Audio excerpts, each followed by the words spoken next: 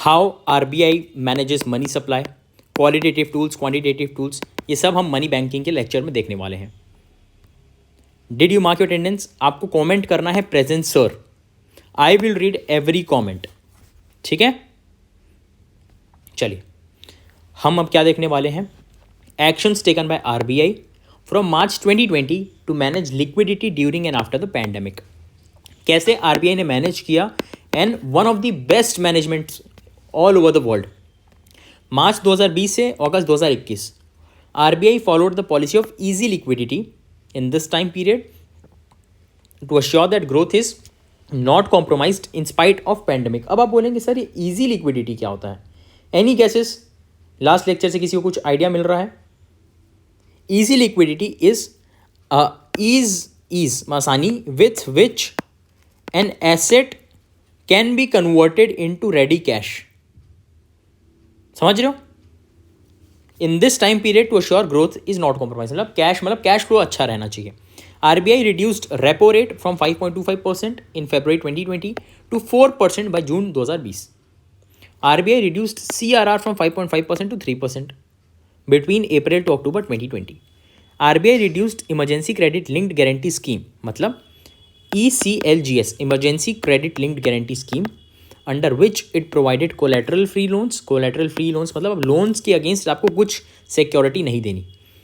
Up to ₹2 crore to MSME which had no default in past, मतलब जिसका record बहुत अच्छा है.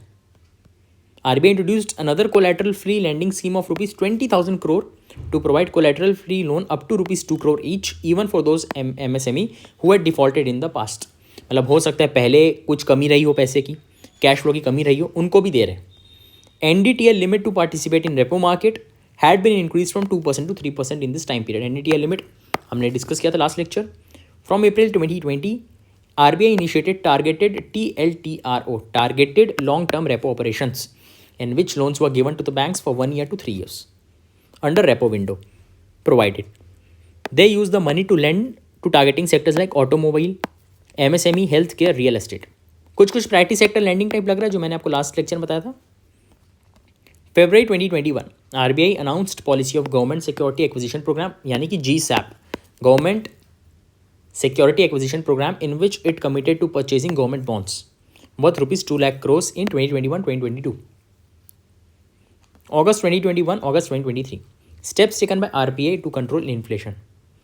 In August 2021, RBI introduced variable reverse repo transactions to control liquidity. In September 2021, RBI removed long-term repo operations.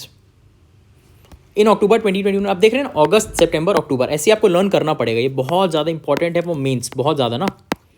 In October 2021, RBI reduced NDTL limit for participation in repo market from 3% to 2%. पहले 2 से 3 की थी, फिर 3 से 2 कर the normal. In April 2020, RBI replaced overnight reverse repo rate by SDF and increased it by 0.25% above reverse repo rate. To control liquidity. पहले ease liquidity, फिर control liquidity.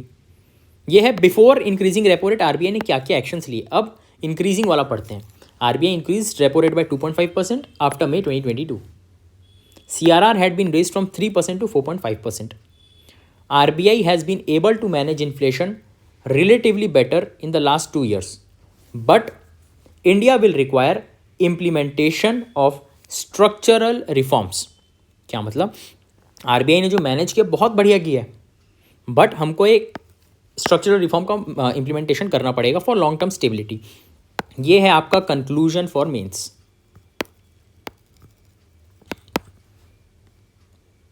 Commercial banking in India. अब banking system को देखते हैं, क्या क्या problems थी, कैसे नेशनलाइजेशन हुआ, एटसेट्रा एटसेट्रा. 1947 से 1969 dominated by private sector banks. 1955 से SBI act. 1960-61 associates of SBI 6 banks. 1965 में विवियन बोस कमेटी बनी, सबमिटेड इट्स रिपोर्ट इन 1967. तो हमको हमारे सामने क्या 4 मेजर चैलेंजेस आए due to private banks. Private ना, concentration of wealth. Banks were under ownership of industrialists. Lack of banking facility in underdeveloped states of India. Poor banking facility for farmers in particular and rural areas in general. It kept the farmers and other vulnerable groups heavily dependent on money lenders who gave loans at very high interest rate. Private banks were found to be financing illegal activities like smuggling and hoarding to earn extra profit. ठीक है, ये 4 बड़ी बड़ी mistakes challenges देखने को मिले.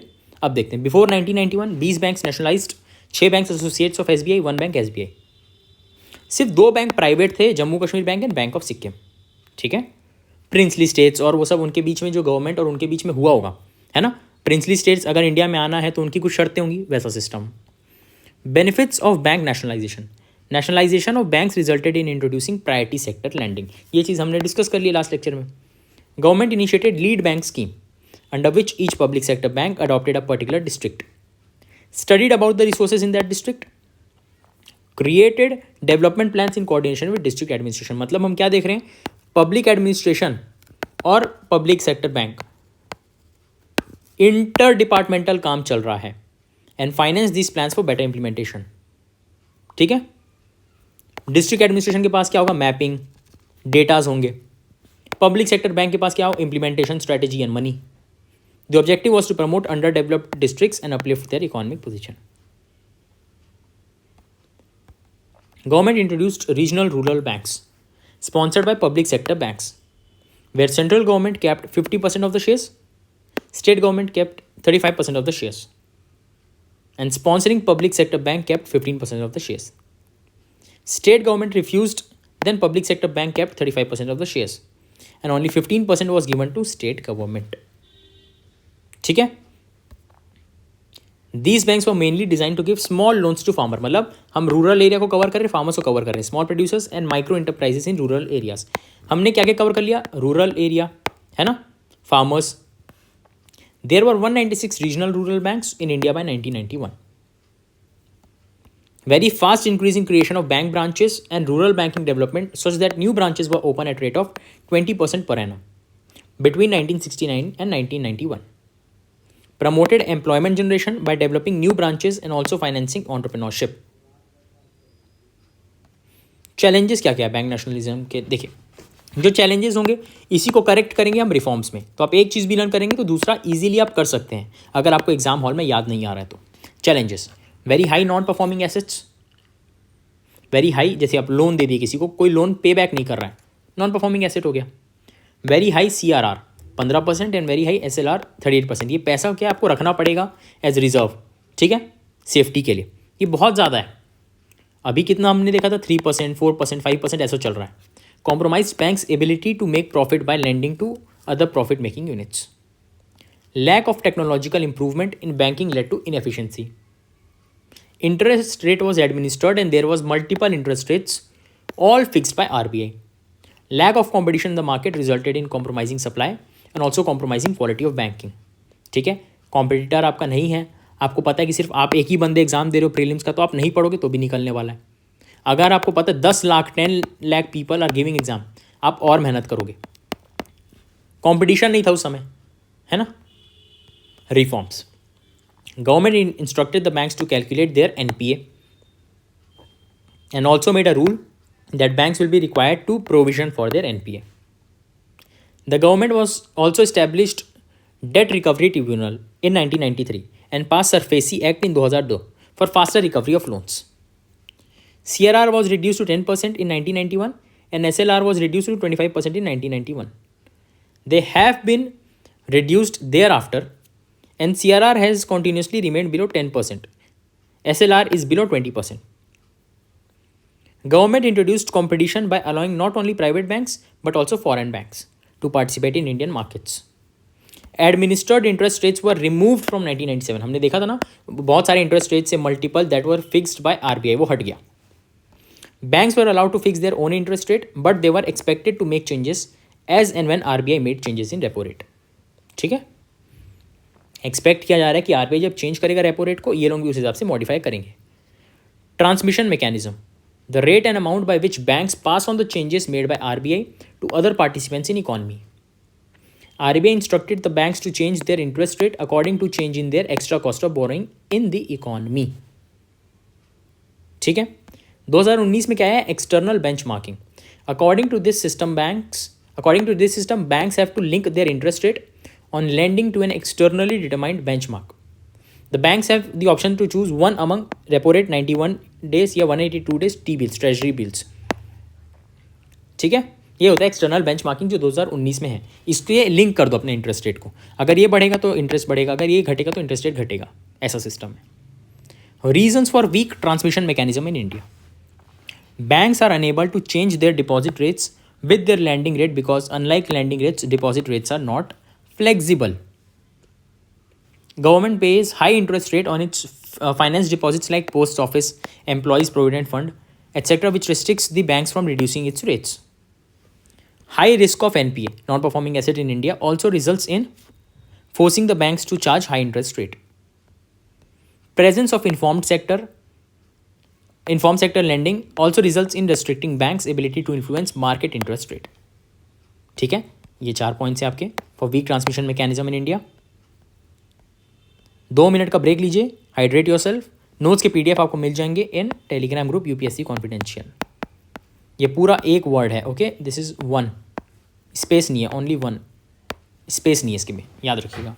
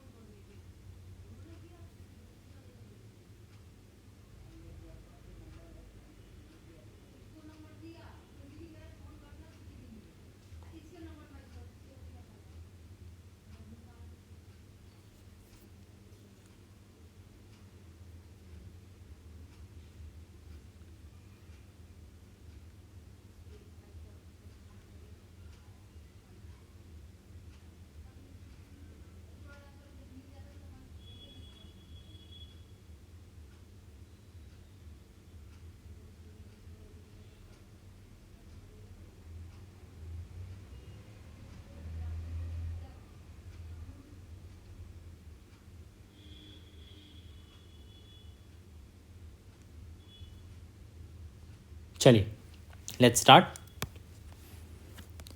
Recent challenges in Indian banking scheme. अभी के क्या रिसेंट चैलेंजेस हैं 2010 से 2023 लास्ट डेकेड का देखते हैं। हाई NPA ऑफ बैंक्स, ठीक है, नॉन परफॉर्मिंग एसेट। अब होता क्या है, if a loan principal amount and interest amount, 1 lakh का लोन है उसमें इंटरेस्ट अमाउंट है, is not paid back for, अगर 30 दिन, 30 से 60 दिन, 60 से 90 दिन, 90 दिन से 1 year, 1 year to 3 years, after 3 years, ये ऐसे डिफरेंट प्रोविजंस हैं। तो स्पेशल मेंशन अकाउंट हो जाता है SMA 0 टू 30 डेज, SMA 1 होता है अप टू 60 डेज, फिर 60 to 90 days SMA 2। No permission requirement for banks. 90 days to 1 year substandard asset. 15% of the gross NPA should be provisioned. 1 year to 3 years doubtful asset. 45% of gross NPA should be provisioning की बात की थी हमने reforms में भी। तो after 3 years bad loan बन जाता है। 100% of the gross NPA should be provisioned. Okay. Waiving of loan क्या होता है, removing the loan from balance sheet of the bank and not making any efforts to collect it, इसको बोलते हैं waving of loan. मतलब अपने balance sheet से हटा दिया गया है, अब इसमें कोई एफर्ट किया नहीं जा रहा है to collect it. Writing off loan क्या होता है, this means bank will remove this loan from its balance sheet but it will keep making its effort to collect loan from the market by directly negotiating with the borrower और selling the collateral on loan and selling the loan to a third party like asset management company. ठीक है, इसको बोलते हैं writing off loan. Waving of में efforts नहीं करना है कलेक्ट करने की, राइटिंग ऑफ में एफर्ट्स करेंगे कलेक्ट करने की। Total loan return of 100, amount finally recovered by bank 40, तो हेयर कट कितना हो गया 60। 100 रुपये का लोन था कोलेटरल से, आपने 40 ले पाए, 60 जो हो गया हेयर कट। अब देखते हैं rise in NPA in India कैसे हो रहा है। ईयर और gross NPS percentage of total loan 2018, 13, 15, 18, 19, 23, 8, 13, ठीक है, 1.2%, 1.3, 1.7, 11, 10, 5.2, ठीक है, बहुत ज़्यादा इंक्रीज हो गया था, अब बहुत ज़्यादा डिक्रीज हो गया. Impact of INPA, it creates twin balance sheet deficit which compromises growth. कैसे? कॉर्पोरेट लॉस हो गया, not able to repay the loan, bad balance sheet, ठीक है. बैंक एनपीए को देख के प्रोविजन कर रहा है, less liquidity, less lending, less income, bad balance sheet, twin deficit, ठीक है. Compromises credibility of banking and financial sector. मतलब बाहर क्या एजेंसी, वर्ल्ड एजेंसी को क्या लगेगा कि जो हमारी बैंकिंग सेक्टर है, बैंकिंग कंपनीज है, वो लोग उतनी सक्षम नहीं है to recover the loan. It results in reducing flow of investment due to lack of liquidity. अगर पैसा लॉस में हो रहा है, अगर पैसा रिकवर होती, बैंक फिर किसी को देता, कुछ परसेंटेज जाता, some percentage would have went to priority sector lending, agriculture, MSME, तो ग्रोथ होती, तो हमारा इकॉनमी भी इफेक्ट होता है. Steps taken by government to reduce NPA. अभी हम लोग जा रहे हैं ऐसे, मतलब सबसे इंपॉर्टेंट जो फर्स्ट वाला है, वन सेकेंड, स्टार्ट करते हैं. Amendment to RBI act which allowed RBI to directly instruct the banks regarding targeting of particular loans. RBI सीधा बोलेगा बैंक को, आपको इसको रिकवर करना चाहिए. Government infuse ₹2.11 lakh crore under mission Indradhanush for recapitalising public sector banks to prepare them to take a haircut and write off the loans. अब देखो, mission इंद्रधनुष, mission Ajay, ऐसा पूछ सकता है कि किस लिए क्या हो रहा है ना, इंपॉर्टेंट है for prelims. In August 2021, government established National Asset Reconstruction Corporation Limited and India Debt Resolution Company Limited, NARCL, IDRCL, NARCL, IDRCL, as asset reconstruction company and asset management company owned by public sector. अब ये होता क्या है? NARCL will be responsible for purchasing bad loans from the bank. हाँ जी, आपने सही सुना. अगर कोई बैंक है, सपोज XYZ बैंक ने किसी को लोन दे दिया, वो लोन नहीं हो रहा है, वो लोन बैड लोन हो गया, 2-3 साल हो गया, नहीं पे कर रहा है, तो ये अपना लोन बेचेगी, है ना. 1 लाख में लोन दी थी, सपोज इसको 50,000 में बेच दी. अब NARCL के ऊपर है how it will recover it. IDRCL will be responsible for recovering the money on bad loan from market. 51% shares in NARCL are with public sector banks and 49% shares in IDRCL with public sector banks. Most shares held by Canara Bank. ये ऐसी information not that important for exam. They are also called public bad bank. NARCL will purchase bad loans from the banks by paying 15% cash upfront and rest 85% security receipts that can be traded in the market. जिससे पैसा मिलेगा आपको, 15% cash है, 85% security receipts. Government has established a guarantee fund of ₹30,600 crore to provide sovereign guarantee to security receipts. मतलब अगर आपका कोई market में नहीं खरीदेगा तो आप बैंक, आपके पास गवर्नमेंट के गारंटी फंड है. Benefits of NARCL and IDRCL. A public bad bank provides more confidence to public sector managers for taking a haircut while resolving the loan. हिम्मत देता है, will power. It will help in resolving inter-creditor dispute, which will help in faster resolution of loans or default. PC Jeweler case of 2023. Any profit by NARCL which will also contribute to increased returns for public sector banks. मतलब अगर कोई profit होगा तो public sector bank में जाएगा. Purchase of bad loans by NARCL will create immediate liquidity of at least 15% of sale value for the bankers. Challenges of NARCL and IDRCL. It is possible that NARCL might hamper business possibilities of private asset management companies. मतलब private asset management companies का एक competitor आ गया. Public sector bank managers can pressurise NARCL to give higher value for their bad loans in order to record lesser amount of haircut. अब first में सबसे important चीज आती है इंसॉल्वेंसी एंड बैंकरप्सी एक्ट, जो कि जून 2016 में पास हुआ था. एक टाइमलाइन में चलते हैं हम लोग. 1885 में क्या हुआ? No law in India for resolution of bankruptcy. 1985 में क्या हुआ? Sick industrial companies act, SICA.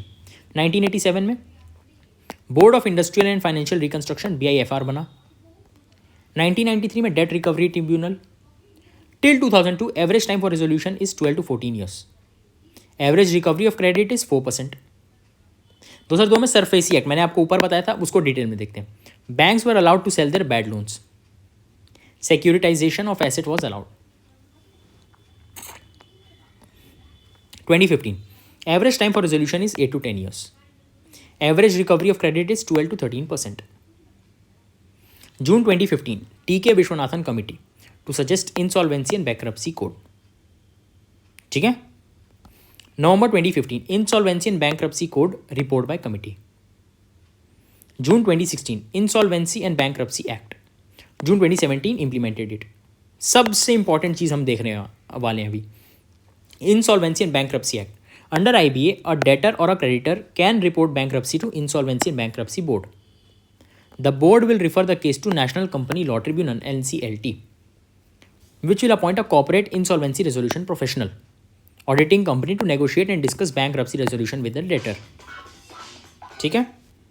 If no resolution is reached within 6 months, it can be extended to 9 months, है ना. अगर 2/3 creditors agree, मतलब मोस्टली तो होता है 6 महीने के अंदर ही पहुंचना है. Then the firm will automatically get approved for sale or liquidation. Promoter of the company will not be allowed to participate in its sale except in case of MSME. मतलब MSME में ही सिर्फ promoter participate कर सकते हैं. All property rights of promoters on assets will be immediately suspended. From 2021 to 2022, government introduced pre-packaged insolvency resolution under which MSME have been allowed to choose a pre-packaged plan for resolving bankruptcy. ठीक है, एक बार इसको जल्दी से पढ़िए.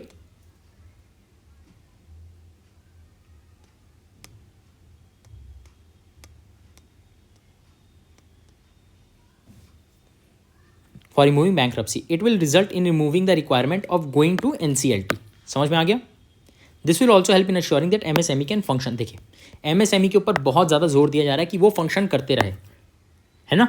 Micro small medium enterprises के पास क्या है, उनके पास कैश फ्लो भी लिमिटेड है, सब चीज़ लिमिटेड है, उनका काम नहीं रुकना चाहिए. From 2022 to 2023, government has introduced the plan of cross-border insolvency resolution, under which if a defaulter has transferred assets abroad, वो assets जो फॉरेन में ट्रांसफर किए वो भी आप बेच सकते हैं auction. The recovered amount will be distributed in following order. पहला, to meet the expenditure of insolvency resolution. Second, payments to secured creditors. तीसरा, all workers. फिर फोर्थ स्टेज में किसका आएगा, payment to all non secured creditors. Fifth में all dues to government and public utilities.